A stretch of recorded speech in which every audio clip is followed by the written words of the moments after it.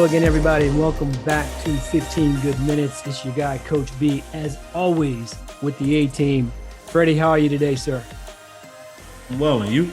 How are you doing? Good. How you doing, GR? Good to go, man. Good to go. What I want to do today is I'm going to queue up something that I think is probably something we probably could have talked about on any of the earlier episodes. The fact that each one of us used to be a coach.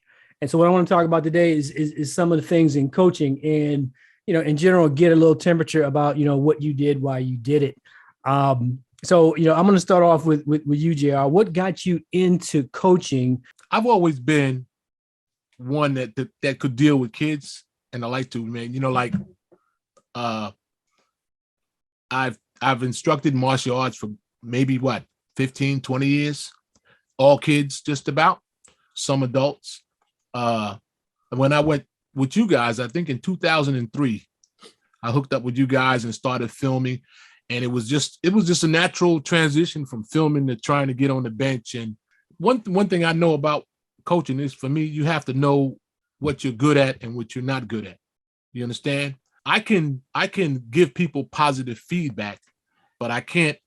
We have people to instruct to do. You know what I'm saying? For kids to do what they do, and that was the role for me as far as coaching was concerned. From martial arts, I was the man. We had 20-something kids, and they're all training, and that was it. But I've always had a good rapport with dealing with kids. So Freddie, what got you into coaching, or why did you begin coaching when you did? Two main reasons was one, moving to Virginia in 2006, just being new to the area, didn't have family or what have you. I took coaching as one, as a part to introduce myself to my local community, and I love the game of football. Period. So I think those two elements meshed well with ultimately what I was doing, and three, just wanting to try to help and mentor young men. You have the element of the kid, on the field or court, whatever sport it is, and then you have the element in the classroom, and then you have the element at home, and those are three different dynamics that all impacts one individual. And so I was trying to at least try to bridge the gap between those three. You'll find that resonates with a lot of coaches in terms of why they do what they do, and giving back to society. I mean, for me, what got me into coaching was in the early 90s, I was coaching, an intramural team for work. And I liked it. And I think I took it more seriously than they wanted me to, because I was calling practices. Mind you, this is an intramural league. When we showed up at games, I was suited and booted. I had a trainer. I had our games filmed. So when we came in, it was like, what the hell's going on? But while I was doing it, out of the 3 years we were there, we won 2 titles.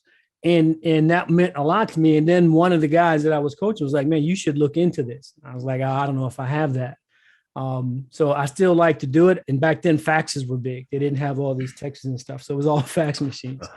So I sent a fax to about 10 different schools, said, hey, I'd like to, come on your staff and be a coach. I had no experience. I got one response back, from Mark Sewell, turned out to be my mentor. And he said, I want you to come here to Centerville. We're going to do the interview on the court. And we did the interview while we played pickup.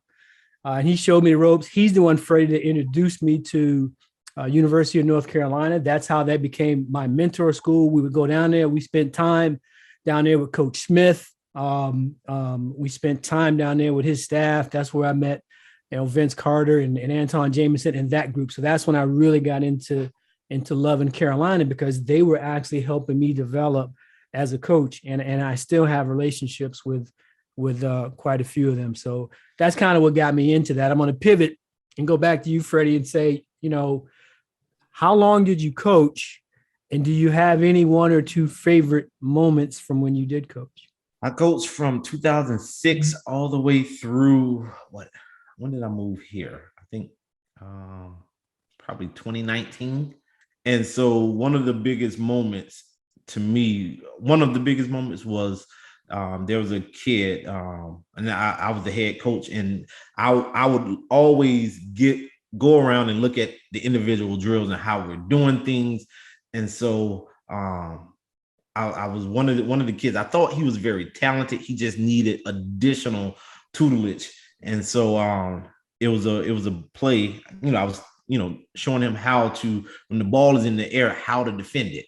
One-on-one, the ball is in the air. And I showed him how to turn his hips, how to look back and reach up. He ended up intercepting the ball during the game, which I had went over it with him in practice all week. Now, we still ended up losing the game, but what I showed him in practice, he did it and executed it in the game, and that gave him more confidence to for the next year. He was a bigger part of our program. Probably the second biggest moment is we were playing, I think, Good Counsel. Gonzaga was playing Good Counsel.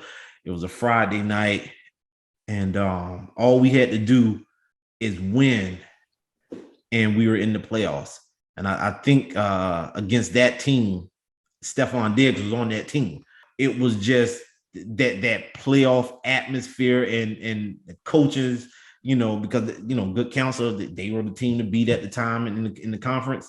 And we gave them everything that they could handle. We lost. We didn't make the playoffs, but that was a very great moment. From the coaching staff to the players. So that was a very good moment. Excellent. JR, give me a favorite moment from your time coaching. It's when we won. When we won it all in 2008. That was a great feeling. Just to come together in one team and win a state championship, that's a hard thing to do. Even though we've been close quite a few times, that's probably one of my favorite moments in coaching. And I think a close second is seeing the guys that we coach go on to do, better things. That's one of the best feelings. Now, how we used to go to the gym in Christmas time. Here comes all the guys, you know what I'm saying? And they come back to work out and show the guys, hey, you got to do it like this. That is a great feeling. That's a great feeling. My favorite moments are kind of a combination of what both of you said. I remember distinctly the first time we beat Oxon Hill. And it was a regular game and it was important. And it's odd that I say that because when I retired, I was coaching at Oxon Hill. But at this time, it was Largo. And Oxon Hill might have been what Good Counsel was to you, Freddie. But in our league, they were just bullies, man. I mean, just bullies. There was a time we'd be playing them and their coach would be telling his kids during the game, they're soft. You have to beat them hard. I mean, he's yelling this out. Yeah. So when we beat them and we went through the line, I gave him a message about soft and not soft. And here's the key. We never lost to them again. That was critical to our development. And then our first ever regional championship at Suitland, they had a future San Francisco 49er linebacker on their team. So thankfully he was a football player, not a basketball player. That was big. And to your point, JR, I would say every time we went to the Final Four, we had 4 Final Fours and 2 championships. And there's something special about the bus ride, about the atmosphere that day, even when we're doing shoot around, to JR's point about kids coming back.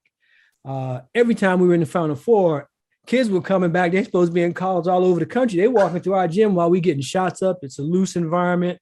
Music is playing. And as you get off that bus, and the University of Maryland is there to take care of you and escort you, and everything is just a notch higher. And I thought it was important because it showed the kids, this is what it can be like for you, when you get to the collegiate level. So for me, winning was important, but also, like JR said, the development enough of these kids to the point where to this day, and I'm not going to say how old I am, but to this day on my birthday, I still get, pings from former players from years and years ago, guys that are, grown men with families today.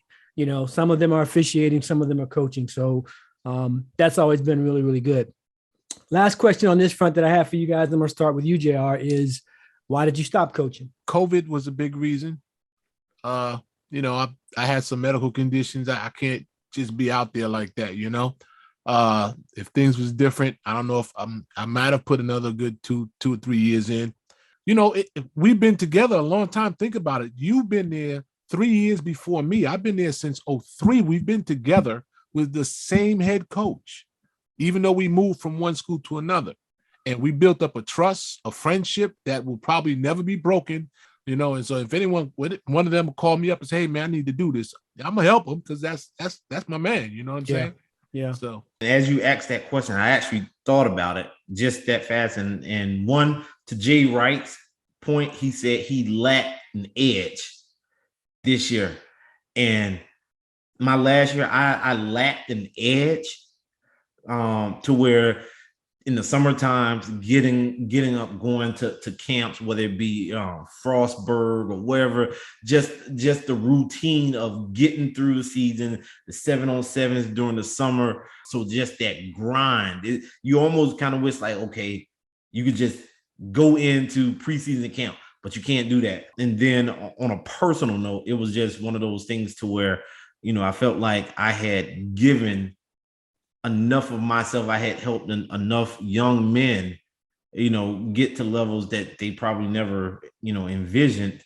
And I said it was time for me to just step away and focus on me, you know, and focus on, you know, relationship, family aspects, you know, and that was really the key, because I dealt with it, you know, in a marriage, and you know, things ups, things down, you know, you get a divorce, and a lot of that is, you know, you're gone, and you know, you come home from practice, you're looking at film, you're going over game, you know, you're on calls with coaches, putting together, you know, those are times to where you're taken away from family time. So I just kind of decided that was best for me. And I sensed it, but I just kept holding on. Whether you do 1 year or 30 years, any amount of time that you give of yourself at that level is extremely demanding. And to Freddie's point, I'll start there and kind of work my way back. It's not for everybody. It really isn't. It is a major, at least, and again, for the three of us, we did it at the high school varsity level. It's a major commitment. It's not just the time that you're in practice or doing these other things. It's the meetings afterwards. It's the 10 p.m. phone call. It's the idea. It's getting online. It's doing scouting. It will consume you. It consumed me anyway, 7 days a week. I would say, you know, starting around Labor Day, once we got back into school, all the way through that last game of the season in March. I personally gave it up because for me, the kid it's a different type of kid now, and that's not good for me.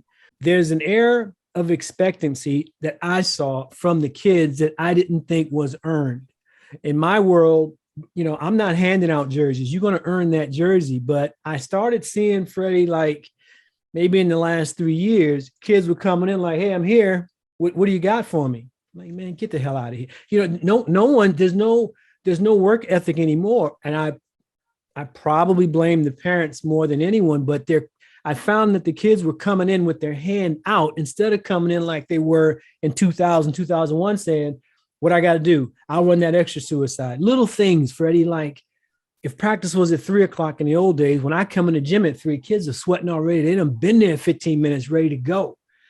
Fast forward, I go in the gym now at 3:00 and I can see kids just coming in and heading to the locker room. Like, you know what I mean? Like, no, you don't value that. So I started seeing a change in the kid and their parents. So it wasn't them, it's me. If I'm the only voice in the room saying that this is wrong, I knew then that it was time for me to go. But to Freddie's point, I feel comfortable that I gave everything that I had to those kids. I still live vicariously through a lot of friends that still coach. You know, Coach Howard is still going out there getting it in. Coach Ward is getting it in. My good buddy, Coach Sherm out of Chapelgate are getting it in. So when I want to get my fix, I start bugging those guys. You know, maybe I can go to their practices, go to their games, etc. But you feel I felt a sense of relief, you know, once I was done. When I was in, I was all in. But once I got out, it was a load off. So I will say on behalf of, you know, all the kids, all the lives that you two guys touched, you know, the parents, the administrators, thank you, you know, because it is a serious level of effort. To both you guys, I'd like to say thanks a hell of a lot for your time and your energy and the effort that you gave to untold amount of young people. And whether you want to admit it or not, you are responsible for changing an awful lot of lives. So thank you both for that. That's about all we got time for this week. I'm going to leave you with a question of the week that kind of spins into something that Freddie said a moment ago. There's a lot of speculation. Over a week or so ago, Coach Jay Wright hung up the whistle, caught a lot of people off guard. This new era, the way the portal works is a lot more demanding. You look at someone like Coach Wright, all of his kids, most of them were 3-4 year players. That's who he was. That's who Massimino was. That's what Villanova was. If you could weigh in on Twitter at 15 Good Minutes or here on YouTube at 15 Good Minutes, what are your thoughts on the way the transfer portal is used in the NCAA today, specifically for basketball? Good, bad, and different. Do you like it? Don't you like it? So again, with that, we're glad you guys are rocking with us today. We do appreciate the time that you spend listening to us. We're on every major podcast platform as well as YouTube, and we're thankful for the time that you guys spend with us. Gentlemen, that's all I got today. You guys got anything before we break? Not a thing. This show was probably one of my favorite episodes thus far. It was because it was more so from a personal perspective. So this topic was one of my more favorite topics. Just the beginning, buddy. We got more to come. Appreciate that. Thank you very much. We'll All see right. you guys next week. Be good.